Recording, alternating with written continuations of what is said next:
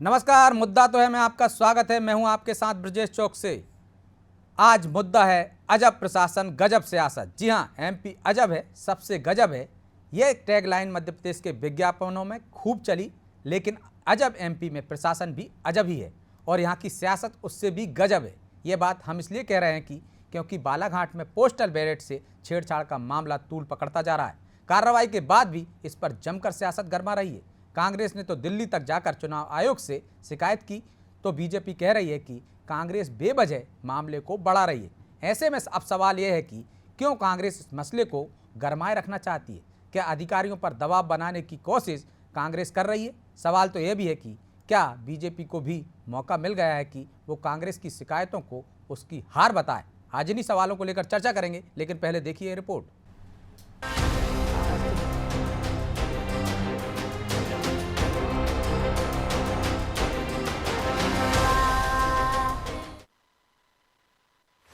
बालाघाट में अधिकारियों से हुई भूल, बैलेट पेपर मामले ने पकड़ा तूल, कांग्रेस ने दिल्ली तक की शिकायत, कार्रवाई के बाद क्यों हो रही सियासत?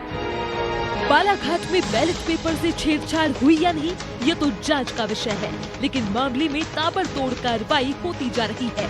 कांग्रेस की शिकायत के बाद पहले नोडल अधिकारी को सस्पेंड किया गया, तो अब दिल्ली तक शिकायत पहुंचने के बाद एसडीएम को भी निलंबित कर दिया है। लेकिन इस कार्रवाई के बाद भी कांग्रेस संतुष्ट नजर नहीं आ रही है। प्रशासन की कार्यप्रणाली पर सवाल उठाने के साथ ही उनके निशाने पर बीजेपी है। शायद नतीजों तक कांग्रेस इस मामले को यूं ही गरमाए रखना चाहती है। अब इसके पीछे उसकी रणनीति क्या है, वो आगे समझने की कोशिश करेंगे। लेकिन इस मसले पर कांग्रेस के नेता किस कदर हमलावर हैं, वो जान लीजिए। इलेक्शन ऑफिसर यानी जो रक्षक हैं वो भक्षक बन रहे हैं, सीधा टेम्परिंग कर रहे हैं पोस्टल बैलेट से। हम आशा और विश्वास करते हैं कि इस प्रकार का जो दुरुपयोग होता है मशीनरी का, या जो उल्लंघन होता है आचार संहिता का, जिसके सबसे बड़े पुलिसमैन है चुनाव आयोग, उसमें तुरंत जल्द से जल्द एक्शन लिया जाएगा। कांग्रेस को तो रक्षक में ही भक्षक नजर आ रहे हैं, वहीं बीजेपी कह रही है कि मामले में तत्काल कार्रवाई की गई है, चुनाव आयोग के निर्देश के मुताबिक काम हुआ है। बीजेपी तो कांग्रेस के उन आरोपों पर भी निशाना साध रही है जिसमें उसने कहा था कि सरकारी कर्मचारियों को वोट डालने से वंचित रखा गया। नॉर्म्स के तहत ही वहाँ के प्रशासन ने जो कार्रवाई की है उसमें किसी प्रकार का कोई लेकुना नहीं था। तो इलेक्शन कमीशन के निर्देशों पर ही जो भी लापरवाही हुई होगी तो उसको लेकर के इलेक्शन कमीशन ने भी संज्ञान में लिया है, और जिसके खिलाफ कार्रवाई करनी चाहिए तो इलेक्शन कमीशन के संज्ञान में आकर के वो उसको अपने नजर में लेकर के उस पर कार्रवाई कर रहे हैं। जीत हार के दावों के बीच अब प्रदेश की सियासत बालाघाट के मामले पर केंद्रित हो गई है। कांग्रेस इस मसले को भुनाकर बीजेपी को टारगेट करने में जुटी है। राजनीतिक विश्लेषकों का मानना है कि शायद ऐसा करके कांग्रेस अधिकारियों पर दबाव बनाना चाहती है, लेकिन इतना तय है कि बालाघाट में प्रशासन की लापरवाही ने कई सवाल खड़े कर दिए हैं और प्रदेश की सियासत को भी गरमा दिया है। ब्यूरो रिपोर्ट, अनादि टीवी।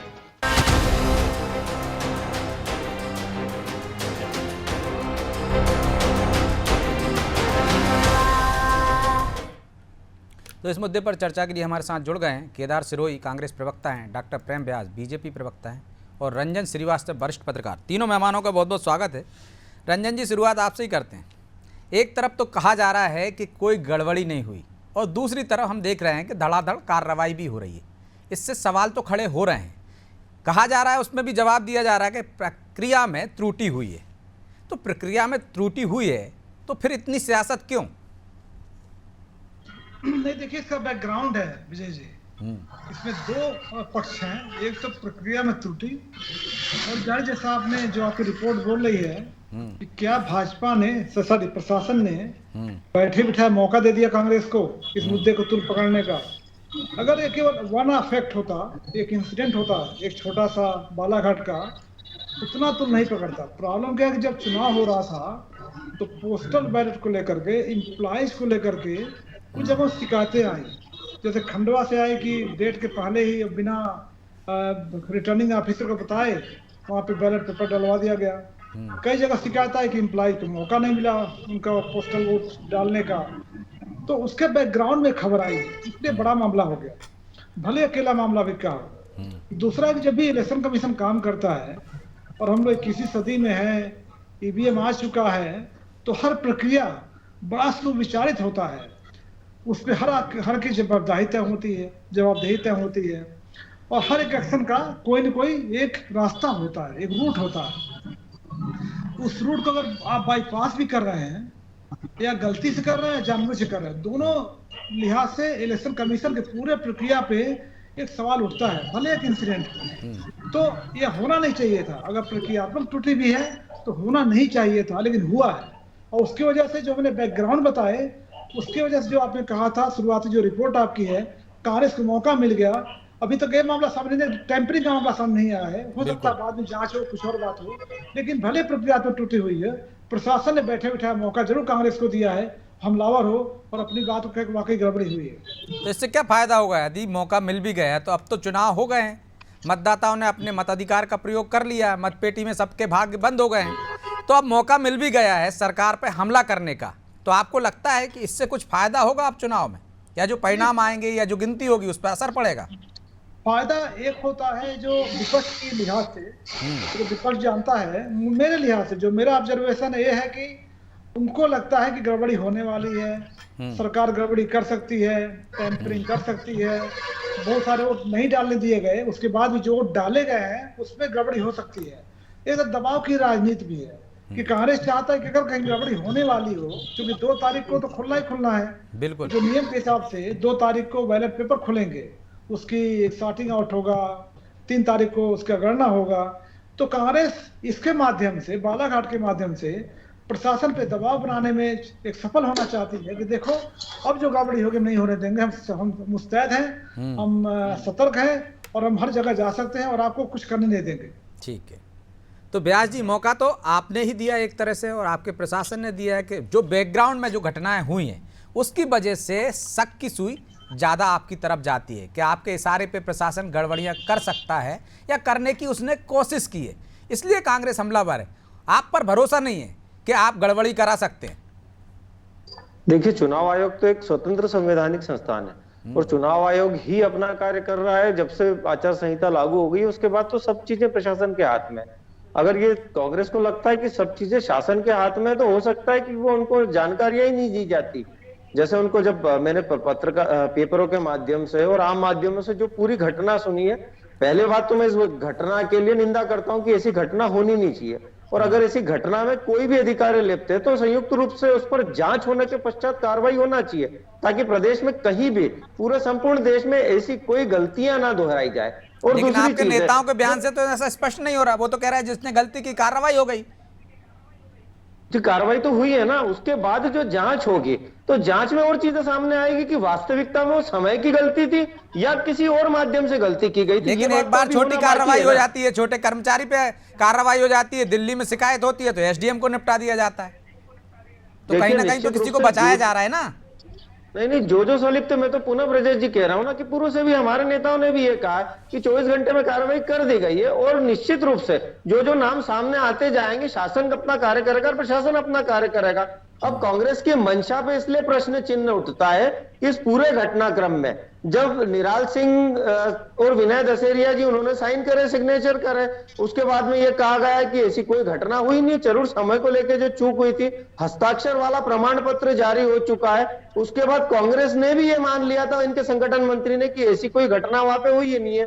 उसके बाद में सुनिश्चित रूप से उसको प्रदर्शित करना वोटिंग चुनाव की मतगणना के ठीक पूर्व में, इसीलिए इनकी जो मंशा है उस पर संदेह उत्पन्न हो रहा है। और जो कार्रवाई हो रही वो तो अपने स्तर पे हो ही रही है ना, बताइए कहाँ कार्रवाई नहीं हुई है।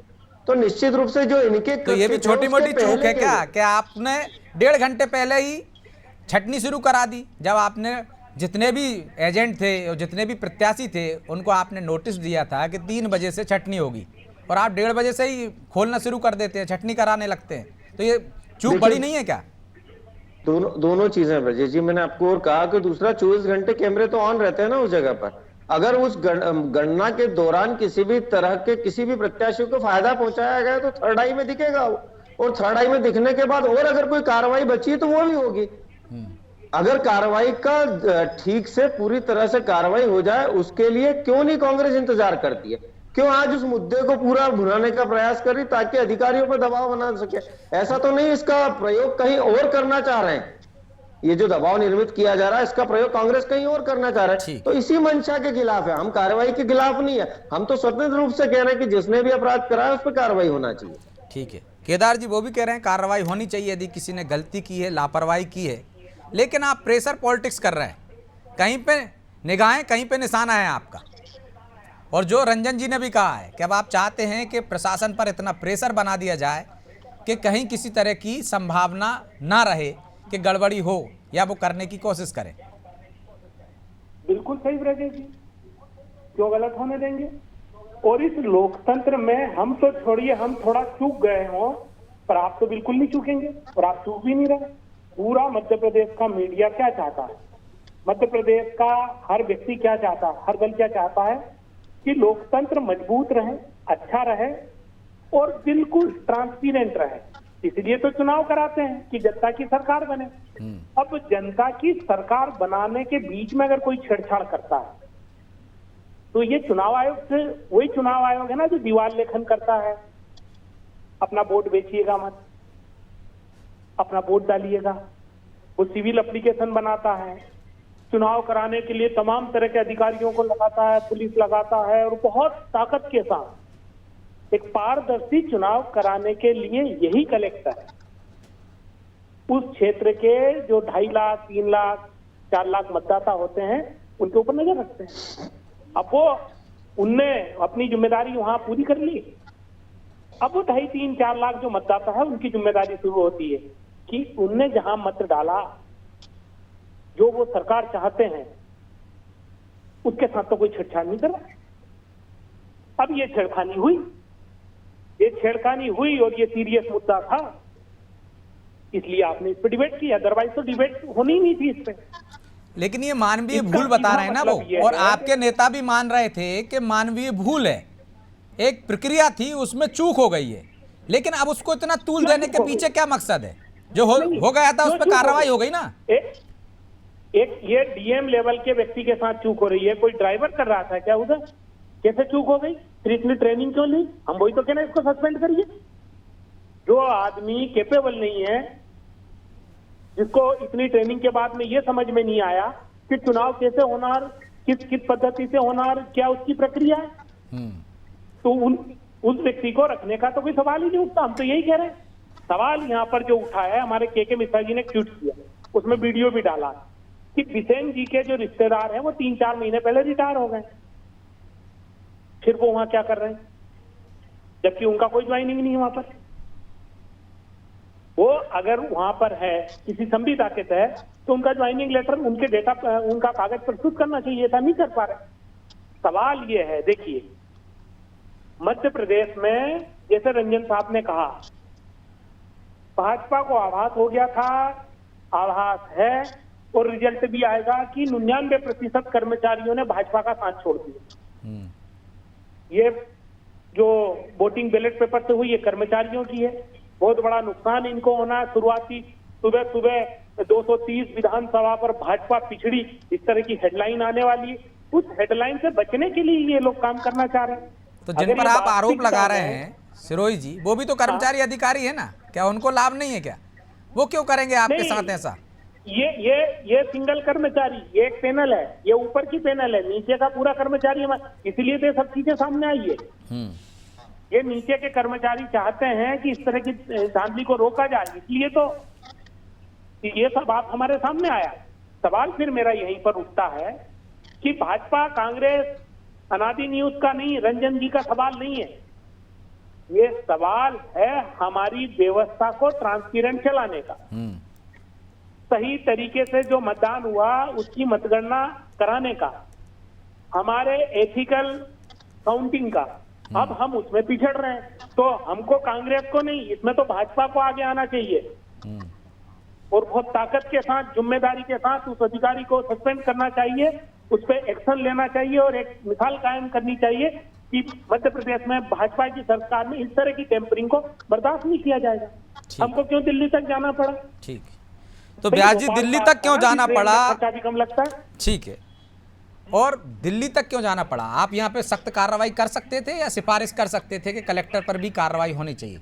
और वो कह रहे हैं कि आपको आभास हो चुका था पहले ही कि 99% कर्मचारी आपके फेवर में नहीं है, उनके एक वादे की वजह से। इस वजह से आपने बैकग्राउंड में जो घटना घटी है वो इसकी पुष्टि करती हैं एक तरह से, और ये आरोप पर थोड़ा प्रमाणित करती हैं इसको। देखिए ब्रजेश जी, वो तो 3 तारीख को ही प्रदर्शित होगा कि जितने भी कर्मचारी है वो किसके साथ है। आज बहुत जल्दी बोलना मेरे को नहीं लगता उचित है। और दूसरी चीज है, कांग्रेस के तो खुद के मत में भेद है। आप बताइए ना, हस्ताक्षर वाला प्रमाण पत्र जारी करने के पूर्व में कांग्रेस ने अपने बड़े नेताओं, जो संगठन मंत्री थे, उन्होंने अपने बड़े नेताओं से संपर्क क्यों नहीं साधा? क्यों उस समय हस्ताक्षर कर दिए और सब चीजों को ठीक बताया? सिर्फ एक त्रुटि मात्र उसको घोषित कर दिया, और उसके बाद में जैसे जैसे समय निकल रहा है वैसे वैसे उसमें कांग्रेस कठोर होती जा रही है, कठोर निर्णय चाह रही है। आप बताइए, कर्मचारी ने अगर गलती करी थी तो क्या उसका भुगतान कलेक्टर करेंगे, या कलेक्टर ने गलती करी थी तो क्या उसका भुगतान कमिश्नर करेंगे, या कमिश्नर ने गलती करी थी तो उसका भुगतान केंद्र में बैठे नेता करेंगे? ये तो कहीं भी औचित्यहीन बात है।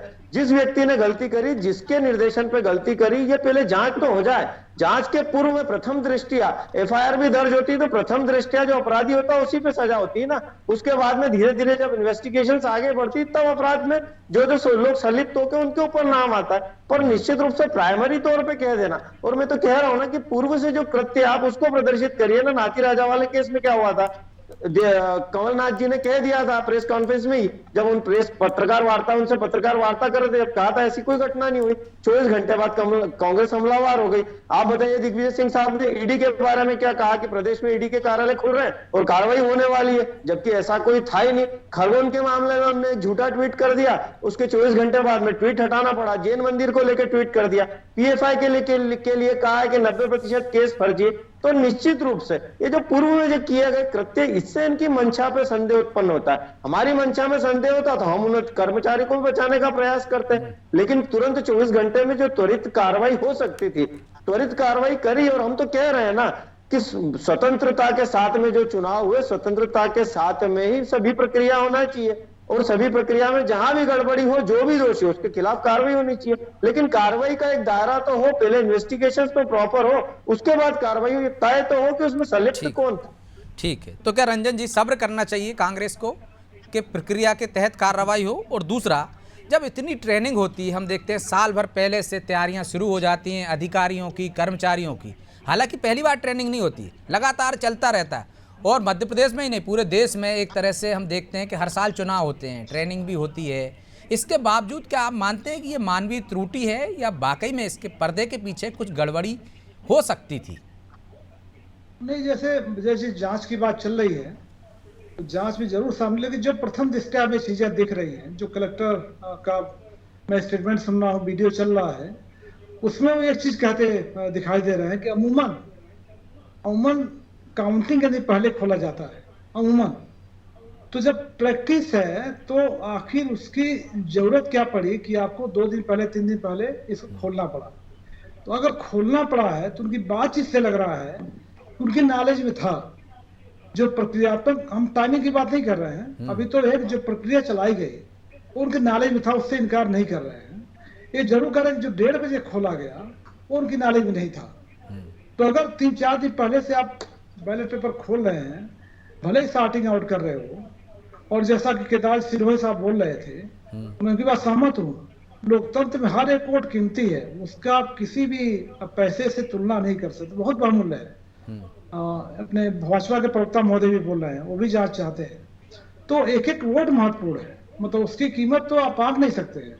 उसकी रक्षा करना काउंटिंग तक, और फिर उसको सही तरीके से उसको गणना करना, ये लोकतंत्र का सबसे बड़ा एक कर्तव्य है। मतलब जो भी अधिकारी कर्मचारी लगे हुए हैं, और आपने सही कहा, ऐसी ट्रेनिंग एक दिन नहीं होती, लगातार ट्रेनिंग चलती है। तो जो एसडीएम हो, तहसीलदार जो बड़े पदों पे हैं, उनको तो हर चीज जानकारी होती है, उनको पूरा मैनुअल दिया जाता है कैसे आपको ऑपरेट करना है। तो मेरे समझ में ये नहीं आ रहा है कि आखिर जब एक दिन पहले आपको पोस्टल बैलेट खोलना है, उसको सॉर्ट आउट करना है, तो उसकी जरूरत क्या पड़ी आप 3-4 दिन पहले खोलो? टाइमिंग तो बात की बात है। फिर अगर टाइमिंग की बात है, उसमें जो कांग्रेस वाला पार्ट आप पूछ रहे हैं, वो भी एक है कि पहले जो बयान आया है वहां से, जो महामंत्री अध्यक्ष जो भी हैं, सफाकत खान है जो भी हैं, शहर अध्यक्ष हैं वो, उन्होंने पहले कहा कि हाँ वो कंफ्यूजन हो गया था। उनका संतुष्ट है। तो कांग्रेस के पार्ट में भी लगता है कोऑर्डिनेशन या कम्युनिकेशन का गैप है कहीं पे, जो इसकी गंभीरता तो कांग्रेस से बाद में समझी, पहले नहीं समझ पाए वो। बाद में लगा नहीं मामला गड़बड़ है और उसको आगे बढ़ा सकते हैं, दिल्ली तक ले आ सकते हैं, उसका फायदा में और भी चुनाव काउंटिंग समय मिल सकता। फिर कांग्रेस ने बात को आगे बढ़ाई है और एसडीएम तब सस्पेंड हुए जब वो दिल्ली मामला चला गया। तो बहुत सारे लूपहोल से बहुत सारे कड़ियां इसमें हैं और जाहिर हमारी अभी बातचीत से वीडियो से इससे सत्यता सामने नहीं आ सकती है। इसकी बहुत गहरी जांच पड़ताल जरूरी है जिससे निष्पक्ष और एक फेयर चुनाव हो सके, मतलब काउंटिंग हो सके। जी सरोज जी, गहरी जांच तो होनी चाहिए, इस पर आप भी सहमत हैं, बीजेपी भी सहमत है, रंजन जी भी सहमत है, लेकिन गफलत तो आपके यहाँ से भी हुई। आपके जो शफाकत खान हैं, शहर अध्यक्ष हैं, पहले कहते हैं कि वो गड़बड़ी हुई, फिर वो वीडियो जारी करके कहते हैं कि कन्फ्यूजन हो गया था, हम संतुष्ट हैं कार्रवाई से। सिर्फ कुछ देर पहले वो प्रक्रिया शुरू हो गई थी, हमें नोटिस मिला था बाकायदा और एजेंटों के भी साइन हैं आपके जो क्लोजिंग के। तो फिर ये गफलत क्यों हुई? बाद में आप लोगों को समझ में आया कि नहीं इसको तूल दे सकते हैं, प्रेशर बना सकते हैं। देखिए ब्रजेश जी, ये टूल देने का सब्जेक्ट नहीं है। अगर हम टूल दें तो हम तो दूसरे जिले में भी टूल दे के हटा दें। हट रहा है क्या? कोई नहीं हट रहा है ना। सस्पेंड क्यों हुआ? कोई जांच हुई होगी, और जांच हुई तो उसमें कोई कमी आई होगी, कोई ना कोई रूल या टेम्परिंग हुआ होगा, तो ही तो एसडीएम सस्पेंड हुआ है साहब। एसडीएम तो ऐसा सस्पेंड नहीं होता। अगर ऐसे हो रहा हो तो चलिए हमारे 1 2 और 4 5 नाम ले देते जो ठीक ठाक नहीं है। सवाल वो है कि अंडरस्टैंडिंग की बात हम समझ सकते हैं। इस समय हमने उसको, हमारे लोगों ने देखा होगा, वो उसको लाइव नोट में ले लिए, और जब उसकी संवेदनशीलता हम लोगों ने समझी, तो इस मुद्दे की गहराई को समझी और ये जो टेम्परिंग की जो हमको आशंकाएं इसमें रही, उसके बाद जब हम लोगों ने बात की, जांच का विषय बना, तो आपके सामने है। बिल्कुल, सस्पेंड हुए हैं। आपने भले ही देर में समझा हो, लेकिन मामला तो गंभीर है और लेकिन अब समय की बाध्यता है, चर्चा को आगे जारी नहीं रख पाएंगे। आप तीनों मेहमानों का बहुत बहुत धन्यवाद। तो निश्चित तौर पर लोकतंत्र की परीक्षा का समय है और यदि परीक्षा के परिणाम से पहले ही पेपर या आंसर शीट में इस तरह से कोई गड़बड़ी की हो तो ये गंभीर मामला है। गड़बड़ी भले ही ना हो, लेकिन इस तरह के अविश्वास हुआ ही क्यों? यदि प्रक्रिया में भी त्रुटि हुई है तो जिम्मेदार अधिकारी क्या इतने नादान हैं? लगातार प्रक्रिया चलती रहती, लगातार चुनाव चलते रहते हैं और आला अफसरों से तो कम से कम ऐसी उम्मीद नहीं की जा सकती। इसलिए चुनाव आयोग को इस पर गंभीरता से विचार करना चाहिए, सख्त कार्रवाई करनी चाहिए ताकि लोकतंत्र पर लोगों का भरोसा बरकरार रहे। बहरहाल मुद्दा तो है, मैं इतना ही। मुझे दीजिए इजाजत और आप देखते रहिए अनादि टीवी। नमस्कार।